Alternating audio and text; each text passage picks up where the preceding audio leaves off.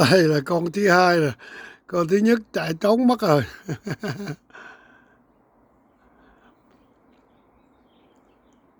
Khó quay nó lắm, nó nhanh quá mà thấy bóng mình là nó biến liền. Thấy cái đuôi đẹp không? À, sóc ở đây, cái lọ ở đây thấy có cái đuôi đẹp quá.